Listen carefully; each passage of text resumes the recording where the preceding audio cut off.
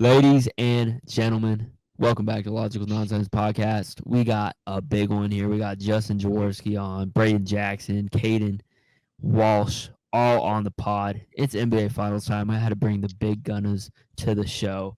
We're here to talk about the NBA Finals, everything about it, and a game that shocked me personally with the Pacers just blowing the Thunder out tonight.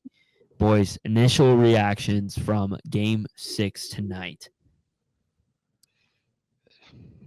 I mean, off rip, I saw it coming. I think there's too much money on the line. Vegas ain't allowed to give all that up. The NBA needs their ratings. They need everything. Going home, you know, sending this thing back to game seven's more important than winning away. That's all I got to say. But still, Pacers played out of their minds. OKC couldn't make a three to save their life. Their role players didn't step up the way that the Pacers did. So I'll pass it on to you boys. But personally, great game. I think we're shocked more in the blowout aspect of the game than in the Pacers winning this game. It's hard to win in Indiana. That's been proven. And this Pacers team is a difficult team to beat. We've seen them pull out the stops during this playoff run. So I'm not shocked that the Pacers won this game. I thought the Thunder were going to win, but I'm more shocked in the method and the way that they handled this Thunder's team that was, momentum killers at this moment. Fred? Yeah, Pacers came out. They were dogs out there. OKC didn't really expect that. They got to come out hearts on the line, and they really didn't. They didn't set that tone early on and kind of screwed them over. You got top performers not doing too well, putting up high school numbers. So Pacers had it. They came out with that energy, and they just kept it through all 4 quarters of it. Yeah, no, it's crazy because Pacers started out 0 for 8 or some crazy shit like that, and I was like, oh god, this is not how I want the Pacers season to end, because they've had a story tale ending from start to finish in this playoff run, and then they just flipped a switch and they put their foot on the gas pedal and didn't look back. It was kind of crazy to see how, I don't know if discombobulated is too big a word for the Thunder right now, but it was, I don't know, it was kind of like the wheels fell off for them. Guys like Chet, who, Kaden and I were talking about before we recorded this. When Chet doesn't play well, this team doesn't play well. I don't know if he's the end all be all, but they need someone like Chet to step up, get boards, get those dirty works, get some buckets. I think it spreads the floor a little bit more. SGA didn't have the greatest game, and I think partial reason to that is because I don't think the Pacers were afraid of Chet. I don't think they were afraid of the big guys down low, and they weren't able to spread the floor like we've seen them do in the games that they've won. Their pace seemed off to me. It seems like there was a lot more forced shots than typical, and they just weren't falling. Sometimes, that's basketball, right? Sometimes the shots aren't falling. Justin, you touched on it. The threes weren't falling in particular, and when that happens, it's not great for the Thunder, especially in the way the game's played today. So it's very, very interesting. But what's been your guys' favorite game so far to watch of these finals? I'm debating between 1 and 4 right now, because in both games we saw comebacks, but I think game 1's probably still my favorite to this day. Pacers down big, Pacers do what they do, and then Halliburton with his staple game winner. You just knew it was wet before he even shot it. You knew how that was going to play out, and that was his 4th or 5th one in the playoffs.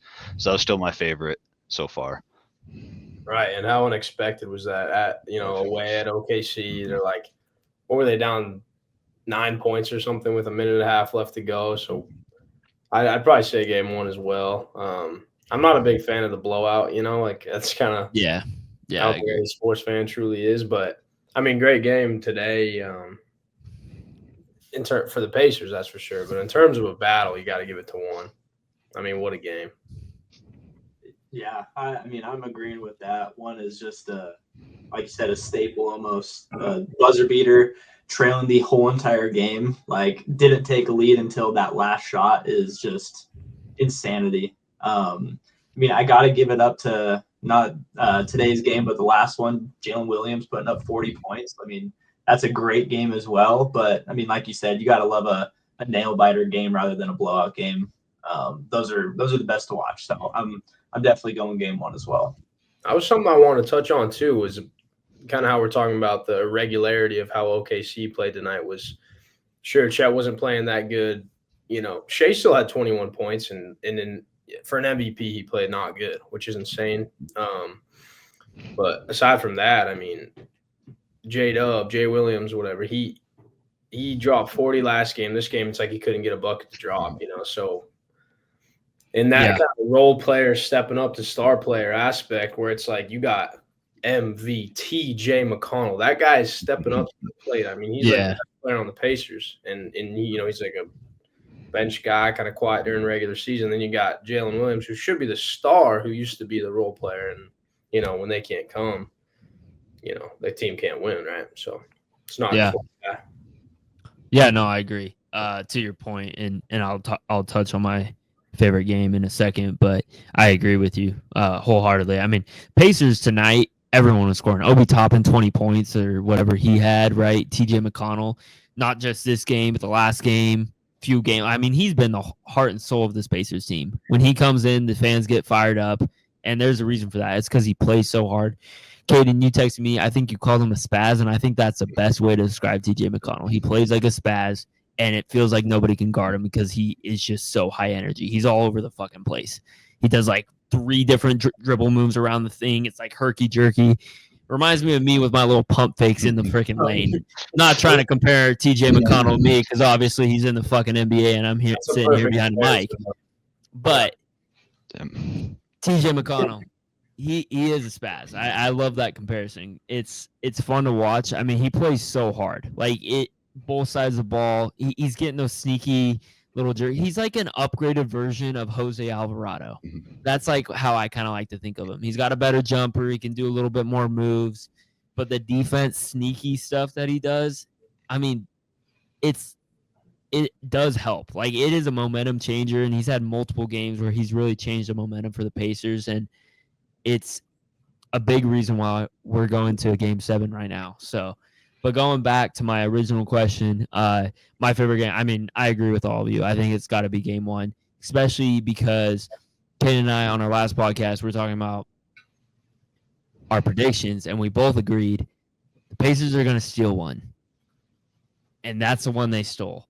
And now we're going to Game 7. They didn't have a single lead until he hit that buzzer beater, which is kind of crazy to think about. So, somebody brought up Jalen Williams. I want to go there. Jalen Williams, where would you rank him in the top whatever players? So is he top 10? Is he top 15, top 20, top 25? Where would you put him in the ranks of NBA players right now?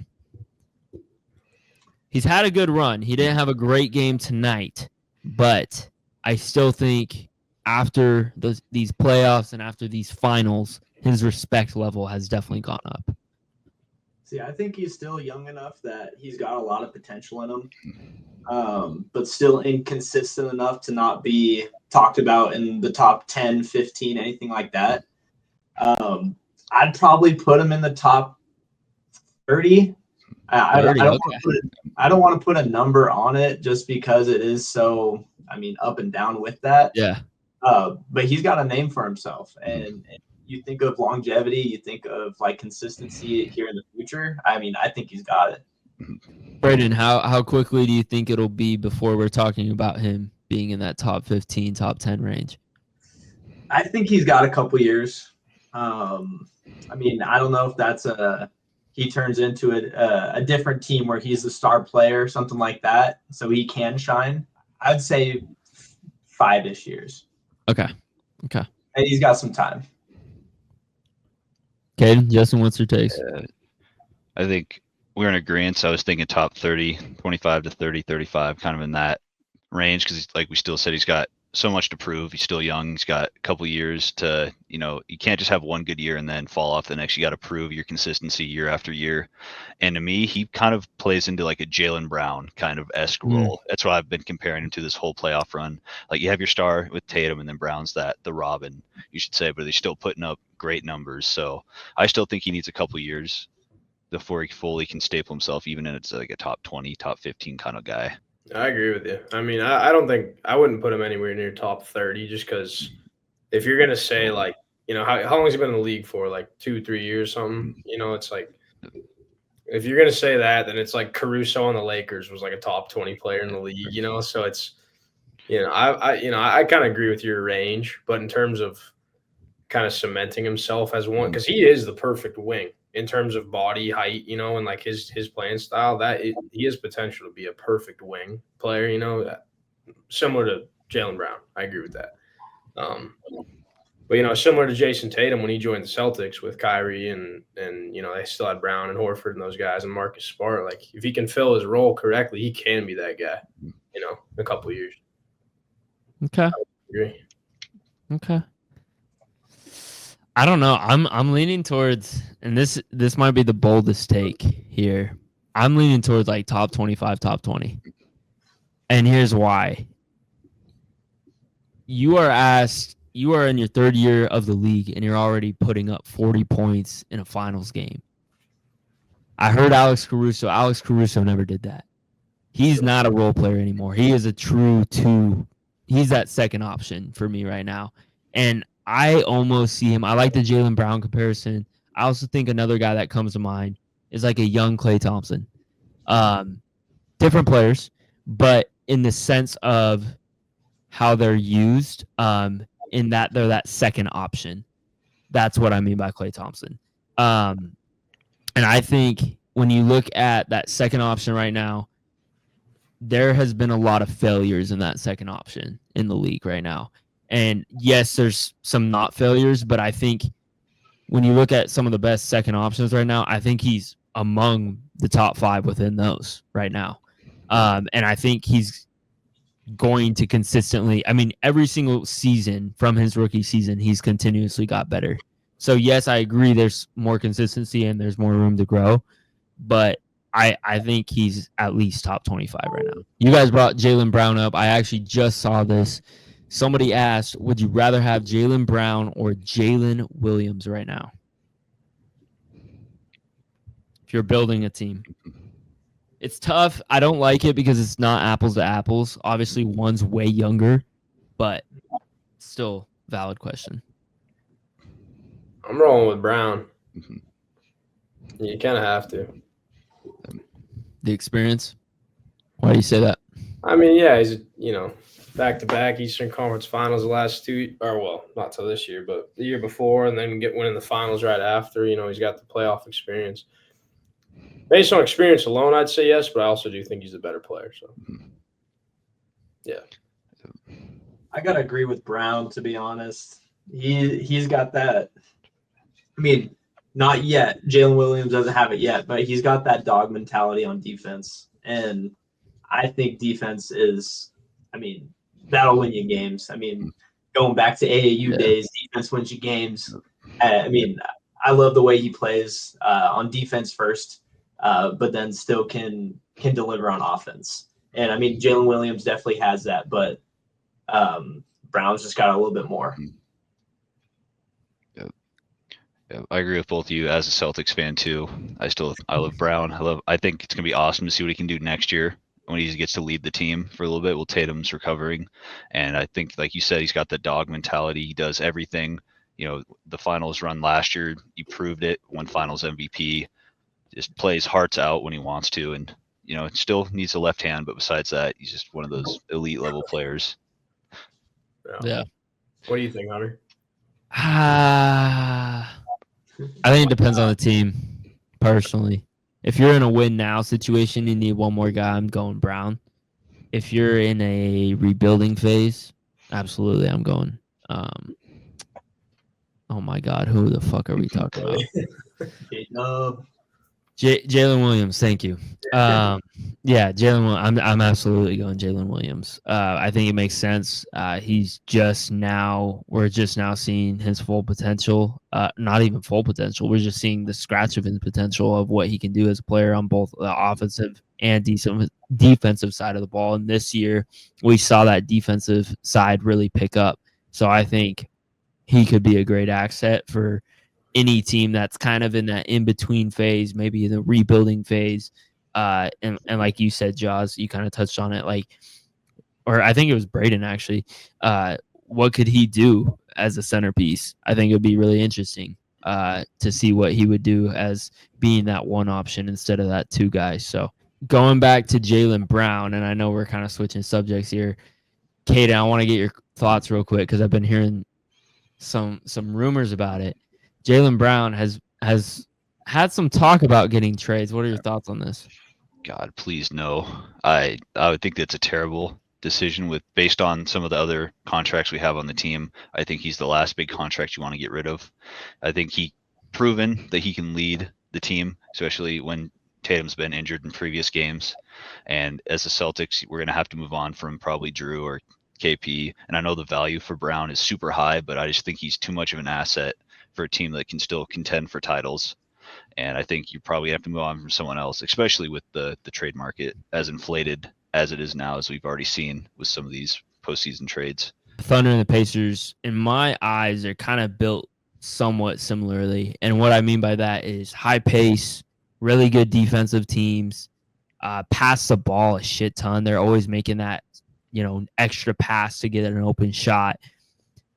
This feels like some sort of move within how championship teams are made. Do you guys think this is going to become a trend? Like, how many teams do you think can sustain this type of basketball? Or is it really just these two teams? And this is just like a one-off anonymous.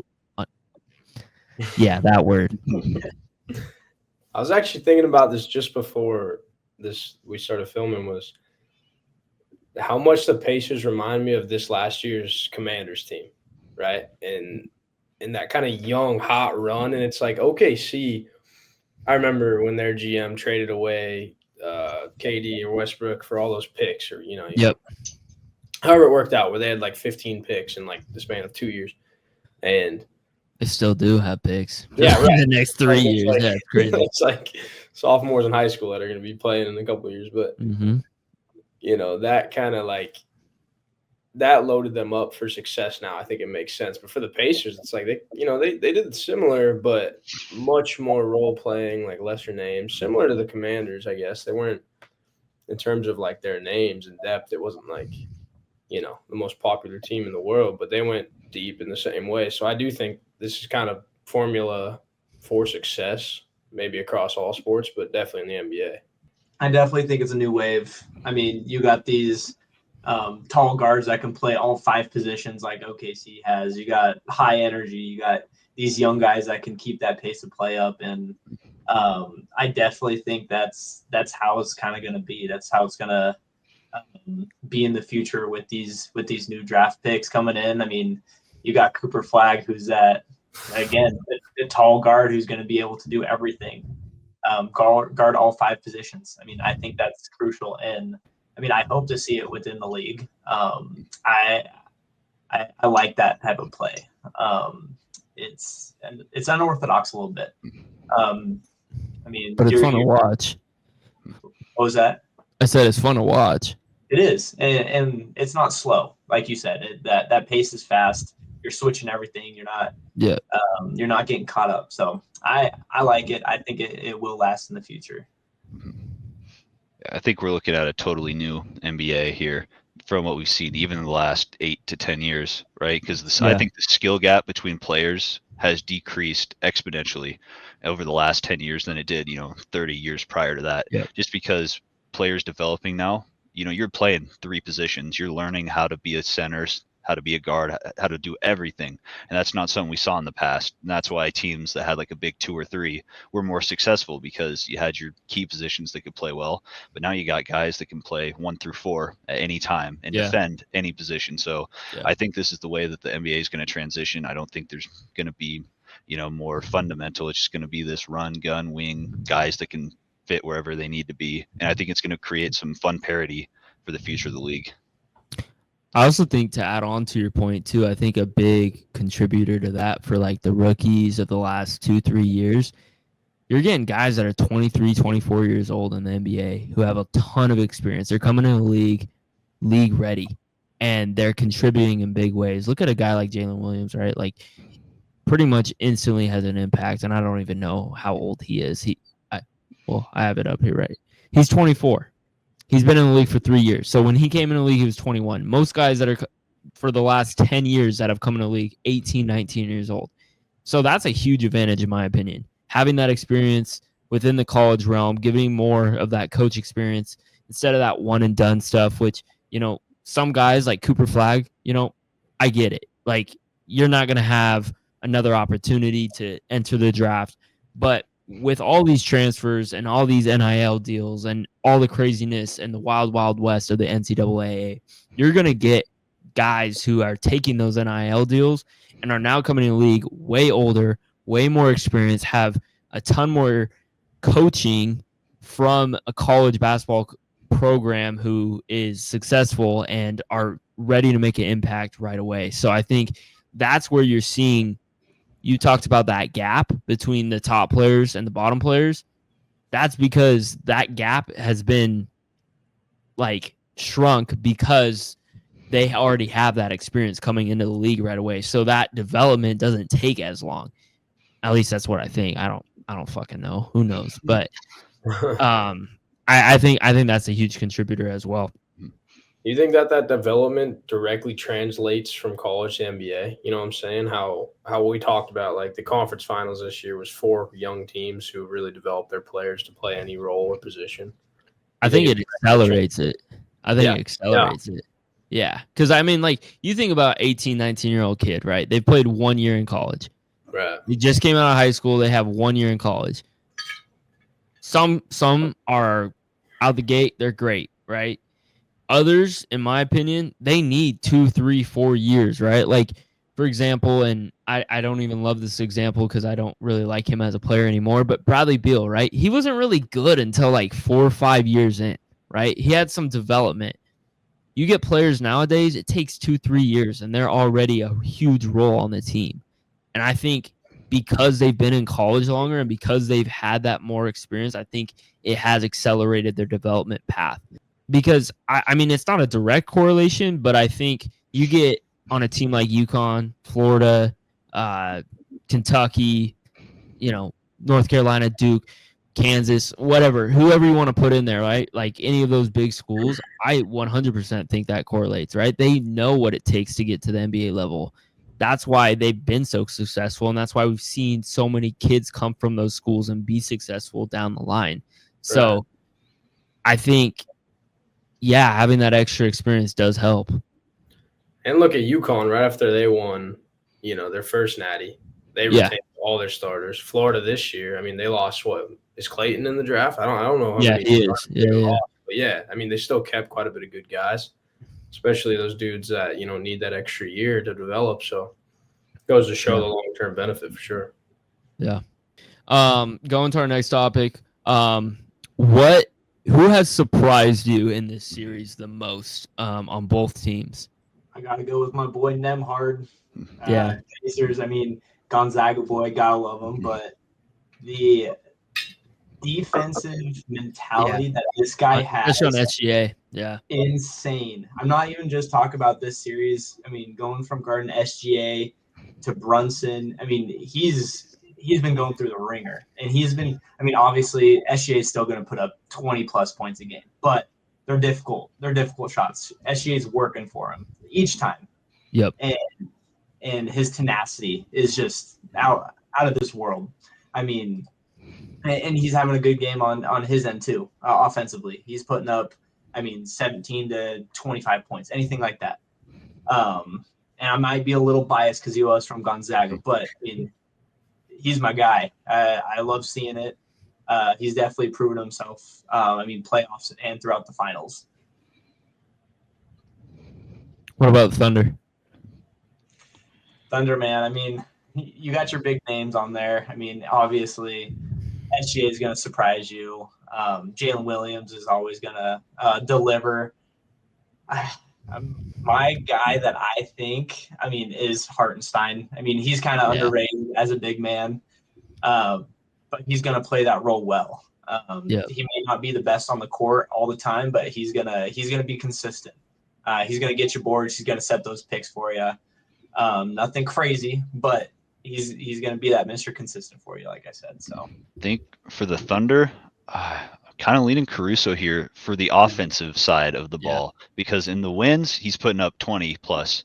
And then, what he does defensively, we've seen it all playoffs, the way he guarded Jokic, and the way he's guarded in this series. But I think the way he's been able to handle offensive abilities, especially the way the SGA has been guarded, he's going to have to provide some of that support. So for me, he's been the big surprise for the Thunder.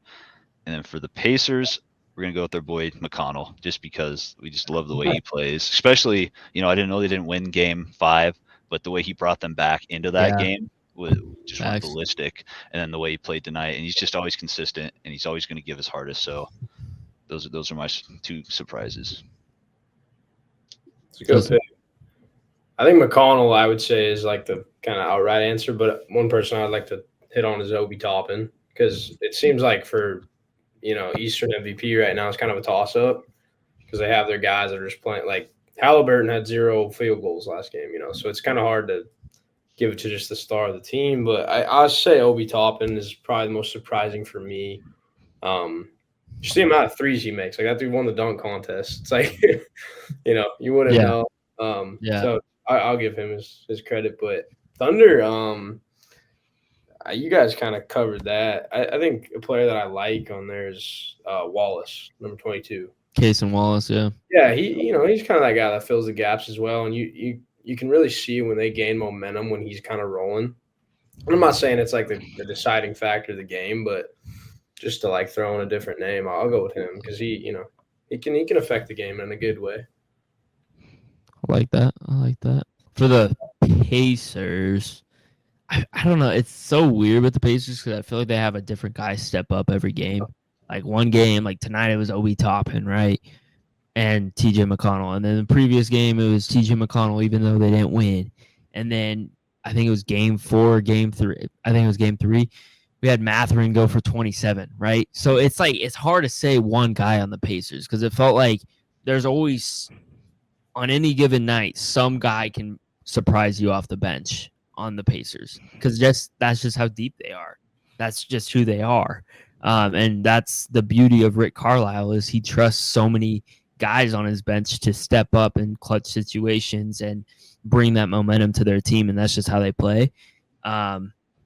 But I think I'm gonna go with McConnell. I mean, it's the easy cop-out answer, but I think he's consistently been having a good effect on the game every time he's in the game. Game 3, game 4, game 5, like it's been consistent every time he goes in. There's something different on the court. And what I like about him is if they put him in and Halliburton's out, he's a facilitator on offense. He can initiate an offense. He can continue keeping up that pace that the Pacers like to run. And I think that's extremely underrated in a game sense. And I think that's where we get all the Halliburton hate. He's not putting up the stats. He's not putting up, these big numbers. Like tonight, he had 14 points. He had a great game tonight. It's not going to show up in the box score, and he sat for a lot of the game too, because I think he's hurt. But he had a great game tonight, and I think when he plays great, the team plays great. And that's just because of the way he facilitates, brings the energy, and him and TJ McConnell, their energy is contagious, and I think they have surprised me with how contagious and how the other players lean on them to make their offense run. On the Thunder side of the ball, I'm not going to say this guy surprised me, but I do want to shout him out. Lou Dort, you're going to look at the box score and be like, what the fuck? Like, it's nothing crazy, right? But his defense is insane. He's such a physical guy, and when you need him to, he can hit a 3. He's stepped up in big ways, but I think I'm going to go with Jalen Williams here, especially just how well he has initiated his offense this final. Like, his maturity 3 years in is crazy to me. Like, he's 3 years in, and he is putting up 40 points in a finals game. He's putting up 28. Like, he is consistently in these finals, besides tonight, which I guess that's not consistent. But besides tonight, like, he has consistently been a really reliable source for this Thunder team. So I think that's what surprised me about Jalen Williams. But Okay. Keys for the Pacers to win Game 7. And they got to keep that defense, that mentality. They played some immaculate defense today. I'll give it out to Miles Turner, just on those pick and rolls, stepping up, edging those screens like a boss, like not getting SGA through those screens anymore. Like it goes to show. I mean, from perimeter defense to interior defense, they're locked. And I think if they want to win this next game, they got to keep that same exact game as what they did today defensively, and they're going to be great. They're going to deliver on offense no matter what, but defensively is where they're going to have to really step up. All right. I think my key is get Halliburton going. Whenever he plays well, we see what the Pacers can do. In the games he doesn't play well and facilitate, they play terribly. So getting him going early is going to be crucial for the Pacers, and I think getting off the blocks quick is going to be huge because you're going to be on the road in a Game 7 in an environment like OKC and a team that wants a title more than probably any other franchise. It seems like you have to get off to a good start. You can't be playing from down 10, down 15 early. You have to keep it close, and then at the end of the game when it's close is when you put that uppercut, the finishing punch. So maintaining a close game and then Halliburton getting off to a hot start. I agree with that. Yeah, you couldn't have said that better about keeping it close because it's a toss-up when they're down 10 at halftime, when Pacers are down 10 at halftime, like they've pulled it off before, like, in multiple games this playoff run. But, so along the similar lines of what we've been talking about, those role players for me, the key I think is TJ McConnell stepping up, Benedict Mathurin when Tyrese is out or even when he's in, as long as Mathurin can kind of hold some of the weight and kind of control the ball. Nemert as well. I'm talking about these guys who are, just as solid as they come, and it doesn't really seem like they have ups and downs. Like last game was probably the coldest the Pacers have played in, this whole playoff. So if they can keep it up, if they can play, like twice as good as they played last game and just as good as they played this game, I don't think there's any reason why they should lose. For OKC, if SGA can just get going and be the player he is and then look to J-Dub when needed, it's probably their game to lose at home, and they do want it the most out of any team. So we'll see, see how the story unfolds. I like it. For me, I think for the Pacers, the biggest key, you guys have kind of all touched on it, getting your role guys involved, getting Halliburton involved, making sure he's getting the pace, keeping it within striking distance, I think is a huge key because I think I agree with you guys. Yes, they can pull it off, but there's some uncertainty there. And I think if they're in a close game come fourth quarter, I'm almost taking the Pacers because at this point, they've proven that they can take those games. They've proven that they can make those shots at the late end. If they're down 2-3 points, they're gonna make the right plays. And I trust in Rick Carlisle that he's gonna keep this team close to possibly win at the end of the game. So I would trust in that. I also think a big key for the Pacers is turnovers. I think that's an extremely underrated stat that not a lot of people talk about, is keeping the turnovers limited. Tonight, Pacers were able to keep turnovers limited. Guess who won the turnover battle? The Pacers. And guess who won tonight? The Pacers. So I think that's extremely, extremely important. If they can limit the turnovers, that will be huge because momentum swings to the Thunder when they turn the ball over. And they're going to be in a Thunder arena that is loud, that is hard to play in, and if they can keep the momentum somewhat on their side, it's going to be a huge advantage to them. So I think that'll be a huge key for them as well. Kaden, real quick, I wanted to go back to your point. You said get Halliburton playing well. When you say play well, do you mean just scoring, or do you mean just doing what he does, and that's all assets of the court? Doing what he does. I think he's a better player, honestly, when he's facilitating and getting rebounds and being in there more than when he's, scoring.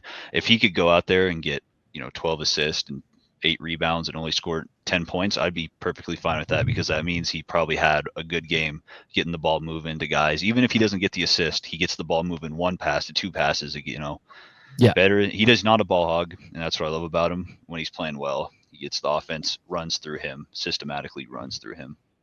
Yeah. I want to clarify that because I knew for a fact, like, people listen to this only think about scoring, and I think there's a lot more to Halliburton's game than scoring. So, all right, keys for the Thunder to pull this game 7 off.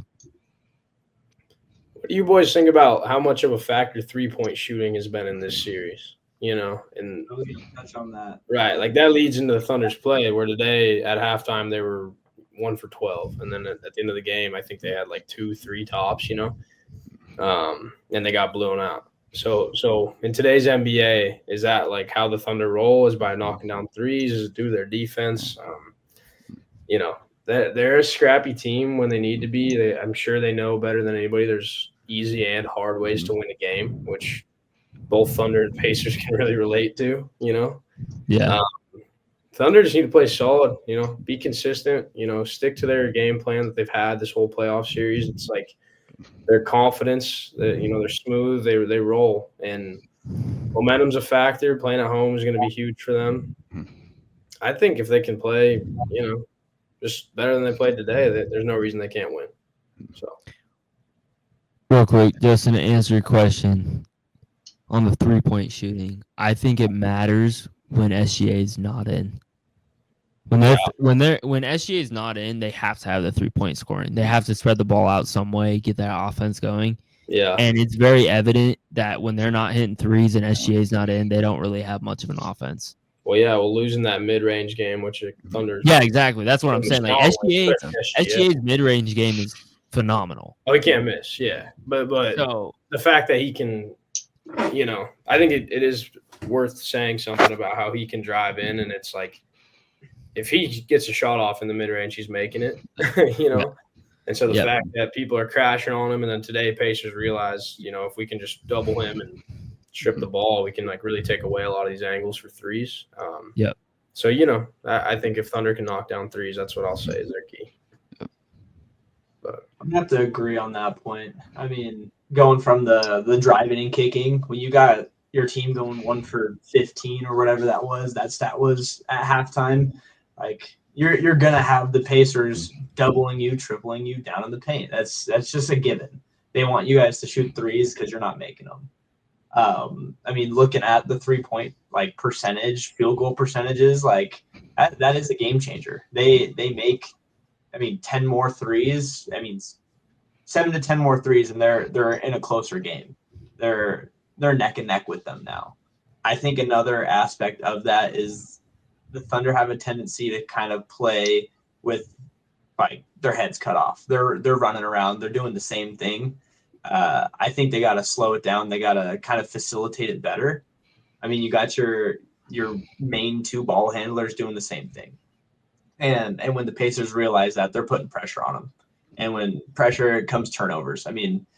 Turnovers from the Thunder today were horrible. They had 20-some turnovers to the Pacers 10. And I think cutting down those turnovers, hitting a couple more shots from the 3-point line, they're winning this game. So I think that's definitely crucial for this game 7. My take on the whole 3-point thing is honestly the way Chet plays correlates big to that, because when he's playing good, fuck you, Kaden. You're getting wide open threes, right? Because you're gonna have to double team. You're gonna have to show, and you're leaving guys wide open. It's a lot easier to hit threes when no one's contesting you. When we saw in game 1 and we saw today, when Chet struggles, you got a guy in your face when you're shooting threes. You're gonna have to force more shots. So then the 3-point percentage goes way down because you're contested. So I think Chet having a good game is going to be one of my keys for the Thunder win. He has to get off the gate strong, like we saw in game 2, like we saw in game 5. And then for the Thunder, you have all the pressure in the world. Everyone expects you to win this game. Your whole franchise expects you to win this game. Don't let the lights be too bright. Go out, execute your game plan, and just win this thing. Yeah. Yep. Kaden, you took one of my points, but my other point was going to be when it comes to crunch time, and I think it was either game 3 or game 5, and you guys can tell me which game it was, but SGA has to step up. There was one game in particular, he was composed, he hit every shot come crunch time, and they ultimately pulled away from the game and won by like 8 or 9 to win the game. And I think when it comes to crunch time in game 7, you want to be the MVP. You want to have those lights on you and be seen as one of the best players in the league. This is your moment to shine. SGA has to play good in that fourth quarter. If he doesn't have a good fourth quarter, Thunder aren't winning it. That's just straight up. And so if he doesn't step up and he's not that guy that they can rely on, I don't see a way the Thunder can win this unless they're up by like 35 or something, which I don't think is going to happen. It's game 7. So I think he has to step up in the game 4 and they have to be, or quarter 4, and he has to be that guy that they can rely on. Anything else you guys want to bring up about the finals in general? Anything? Also, I just wanted to add that on behalf of the 3-point shooting, that the Pacers had 7 more field goals this game, and they had 7 more threes than the Thunder total. So just to add on to that point, you know. And Thunder still had more field goal. I don't know if you guys want to hit on field goals about how many the Thunder shoot. They still had 4 more free throws than the Pacers. And yet they went to the line only 1 more time. So, you know, that's a point. Today they had foul trouble and turnovers, but in the team stats, it really didn't play as big of a factor in terms of fouls, you know, as 3-point shooting did. So, yeah. Kaden, Braden, you good? Oh, yeah. I'm good. Who are you guys taking? Okay. Give me the case why. Don't just say like Thunder. Give me the case why. OKC, baby. No, I think game 7 at home. I mean, like you guys said, they're like fans want them to win. Yeah. I think they're going to come out extremely hot. They're going to be consistent. They're going to hit their shots. This is what I'm hoping. Like, I want them to win. I mean, you got your MVP in the finals. I mean, he's got to deliver. I got to roll with it. I'm gonna go Pacers. Ooh, I like it. I gotta be the guy that goes with them because, you know, I think coaching they have an edge. I think Carlisle's done this before with a team of not as talented players as we saw in the 2011 finals. And I just love the way this Pacers team plays. And I want them to be hot, and I want Halliburton to have a good game because I'm glad they won tonight because I didn't want him to go out the way that he was going to go out if they lost. Yeah. Having a tough finals, but I want him to have a good game. I want it to be close. And, you know, during the whole Thunder rebuild, I've always been like, God, I hope they win. I'm excited to see what they do. And now that they're here, I'm kind of like, but the Pacers, like the story's too good for me to want them to win. I think the Thunder will have another shot. I think this might be it for the Pacers. So I'm going to go with them in 7. That's a great point. I think, as Braden said, the story's there for Oklahoma City. And of course, you know, going way back to 2017, they've assembled the draft picks. They've developed the players they needed to play. They got the MVP on their team. You know, they're pretty young. They got like 2 vets. The story's there. That being said, I'm taking Pacers. I think that is more. Ooh, we got 2 Pacers. You know, I Halliburton right now, this series has been like my favorite player, and never, you know, the Gonzaga guy, and you know, I'm taking Pacers. I just think it's more fun. That being said, I do think Oklahoma City might win. I want them. You know, I'm going OKC. I think you get 7 games. You truly understand who the better team is, and I think Oklahoma City truly is a better team. In the games that Oklahoma City has won, besides tonight with the Pacers and how they won, it was evident how much better the Oklahoma City Thunder were than the Pacers.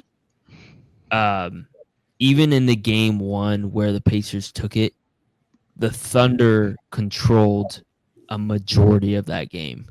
And I think when it comes to game 7, I think the better team's going to come out and win. It's the boring answer, but I think it's the right answer. So, yeah, I mean, up until this game, Pacers had the lead in the entire finals for 3.5 minutes. So, yeah, you know, That's not, I think that's a fine take right there. Yeah. All right. Well, let's do this little NBA Purtle. All right, here we go. LeBron. I like this. LeBron. All right, who do we want to guess? Schuler, you got to start us off. This is your show. I gotta start us off. All right. Let's go with the guy I talked about tonight, Lou Dort. Lou Gents. All right, Whoa! he's in the West. He's a guard, 6'4". He's over the age of 26, and he is the number 5. Wow. Oh, God. Wow. That is lucky, boys. Yeah, We've done a lot of them. Crazy. So he's either in the, I don't know, Pacific Conference or the whatever one else there is. Oh, no. Number Over 5. 26. Number He's an 5. old boy. No. Yeah. I don't even know the Northwest Conference, though. The Trailblazers and It's Denver. like Trailblazers, Denver, Thunder. all right. So what does that mean? It's either It's Texas. either the Pacific or the fuck, I can't remember what the other conference is So we called. got like Texas and Pelicans and maybe like Memphis and all them. Yeah. Yeah. 5. Who could that be? What I think we should do is we should confirm which division it's in. Yeah. Yeah. I'm not mad at that. So we should guess somebody probably on the Lakers or the Clippers or Number one of 5. those teams or the Golden State Warriors. Yeah. Who's number 5? What's Someone on the Pelicans? Buddy Hield's number? Is he a low number? We can try it. I'm just trying Might to be get 20. But, I think Number 7. All right, so He's not in the Pacific or the Northwest. I'm thinking Jamal Murray, Inland, Denver. It's about this. But that's the Northwest. Oh. So I think it's okay, either the Spurs or Memphis or New Orleans or I'm pretty sure What? Castle's number 5. Mavs. Spurs, isn't he? Yeah. I think he's younger though. He's He's 26. No, he's not. Yeah. But no. I was counting that one out. Okay. Mavs. Who's 5 on the Mavs? And 6'4". Who's 6'4" on the mat? They got Dinwiddie now. They got. Is it Powell? I know it's not Kyrie, but we can try to eliminate teams. Well, it's younger than 32. What does yellow mean? Close. Yeah. Okay, Pretty so much. he's younger than 30. I'm gonna guess Kyrie just to see if he's Yeah, I'll give us on a that team. division. Yeah, there you go. So it's the Southwest Conference guard, not on Dallas. Okay. So he's either on the Spurs, Pelicans, Memphis. There's one other team, Rockets. Rockets. Yeah. 5 is Number 5. Oh, who's on the Rockets? That could be it. Number 5 though. And someone that's 30. Isn't Rockets Jalen Green? Yeah. Number 5? We can try Jalen Green to see if it's on the team. How many guesses we get? Or is it just how quick you can do He it? might be taller than 6'4". Oh, Not on Houston, not on Dallas. So he's either on the Spurs, Pelicans, or Memphis. Number 5. What about Jalen Wells? You know what number? No, he's not that. He's not that old. He's not that old. 30 years old. So they've been in the league for 10 Well, years. no. He probably is 27. Oh, yeah, whatever yellow means. Yeah, you're right.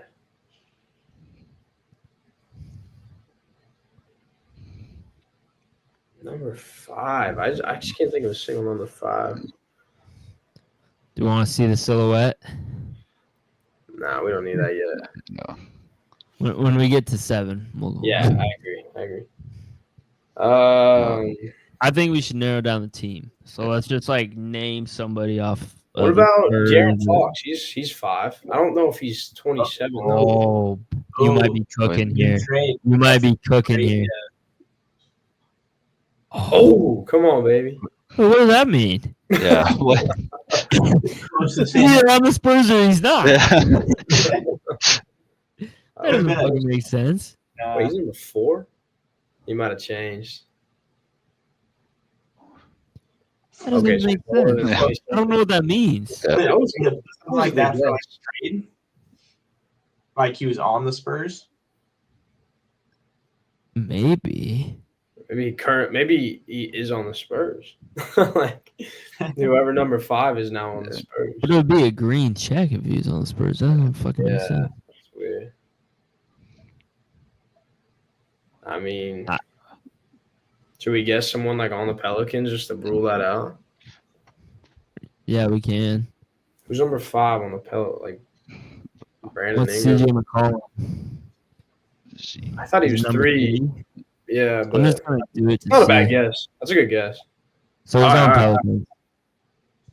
Oh That's a good fuck! guess. What's that one guy's name? Oh, like Trey McBride or Trey Miles or No. Trey Murphy. Is that Trey your thing of? Murphy? Yeah, might Is he on be this it. team? Is he 28 though? There's no way. No, He's not that old. You don't think? I don't I think don't so think either. he's 29 yet. Who's on the Pelicans? Yeah. It was what Alvarado's 15. He's young though. Oh boys, I thought this was gonna be easier with 4 of us, but That's I was He's crazy. a wrong. Pelican. Like, Nobody knows the Pelicans. none of us have any. Who's on the Pelicans? Like Zion, Colorado, Zion. CJ. Number 5 is just Jonas Valanciunas. I mean, guard. yeah. It's got to be a. You guys sure it's not fucking Try Trey, it. whatever? Yeah, I don't think he's 28 though. I don't think so. Trey mean- Murphy, is that what we said? He's 25. Yeah. Oh, All right, let's get the silhouette. We can't. Yeah. lose. All right. He's a guard. Oh, it's you know who am I thinking RJ of? Barrett. What's the guy? I think he's on the Hawks now, but maybe. Oh my God, was it with a Wait. J? DeJounte Murray, right? Is he playing? Oh, It's Right, definitely afterwards, DeJounte You Yeah. might be Yeah. right on that. Yeah, Yeah, because he just got traded too. yeah. damn. Oh, we got him. Yeah. All right, Got come on. it. Hey, good work, Caden. Good shit, Kaden. Right, yeah. right. Oh, fuck, that was tougher than I thought. Because he went from Hawks to Like, Pelicans. That's probably the Yeah, toughest one I've yeah. done. Yeah, that was fun, dude. That was fun. We probably Better than look the like grid. dumbasses half those guesses though. You should see Kaden and I on NBA Our Hoop Grid. first hoop grid. Here, let me show you the Hoop Grid today. I was gonna do a Hoop Grid instead. Brutal. Let me show you this though. Would they ever put like a bench player on Pro Bowl or whatever? Yeah, they do. Oh, let's rip this real quick. Do you know Wilt Chamberlain's fucking teammates? Because I don't. Yeah, never mind. All right, boys. It was fun. Appreciate you guys coming on. Ladies and gentlemen, as always, make sure to stay logical around that nonsense. Thank you, Hunter. This is the most smart, intellectual sports podcast. It's so well organized every time. You're one of my best friends. I'm so grateful to be on here again. Thank you for donating $10,000 to me that one time. I appreciate it, man. You're a saint. I'm honored to be on this. Love you, man. All right, that's enough with the sappy talk. All right, see you guys next time. Football player.